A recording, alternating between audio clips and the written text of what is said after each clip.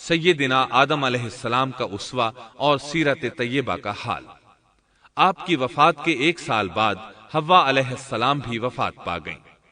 آدم علیہ السلام کی وفات کے بعد ان کے بیٹے شیس علیہ السلام نے ان کی ذمہ داریاں سنبھال لی۔ اب تبلیغ کا کام انہیں کرنا تھا۔ ادھر قابیل جو نرم زمین میں جا آباد ہوا تھا، اس کی اولاد نے فتنہ و فساد اور سرکشی کی زندگی اختیار کی۔ انہوں نے قتل و غارت گری کا بازار گرم کر دیا۔ یہ لوگ آدم علیہ السلام کی قوم کے پاس سے گزرتے تو وہاں بھی فساد مچاتے۔ ابن عباس رضی اللہ عنہما سورۃ الاحزاب آیت 33 کی تفسیر کرتے ہوئے فرماتے ہیں، وَلَا تَبَرَّجْنَ تَبَرُّجَ الْجَاهِلِيَّةِ الْأُولَى، پرانے زمانے کی جاہلیت کی طرح اپنے بناؤ کا اظہار نہ کیا کرو۔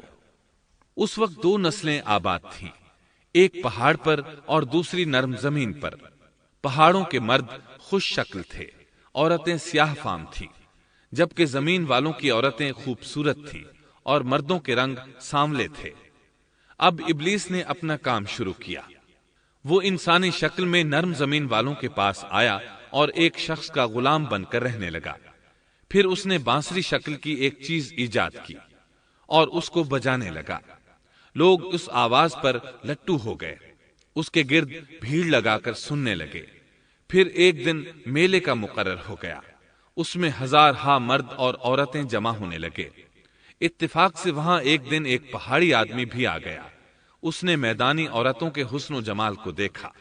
اس نے اپنے قبیلے والوں سے ان کے حسن و جمال کا ذکر کیا۔ اب وہاں کے لوگ کثرت سے میدانی علاقے میں آنے لگے۔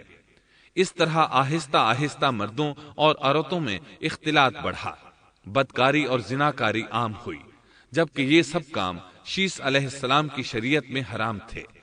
یہ سب بیان کرنے کے بعد ابن عباس رضی اللہ عنہما کہتے ہیں، اللہ تعالیٰ کے قول وَلَا تَبَرَّجْنَ تَبَرُّجَ الْجَاهِلِيَّةِ الْأُولَى کی یہی تفسیر ہے، اور قدیم جاہلیت سے یہی مراد ہے، کیونکہ ان لوگوں نے زمین میں ایک عظیم فساد اور انتشار برپا کر رکھا تھا۔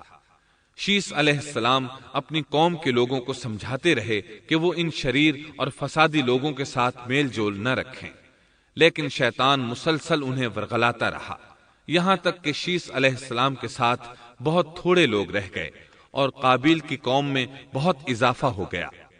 لوگ یوں ہی زندگی بسر کرتے رہے، یہاں تک کہ اللہ تعالیٰ نے ان میں ادریس علیہ السلام کو مبعوث فرمایا۔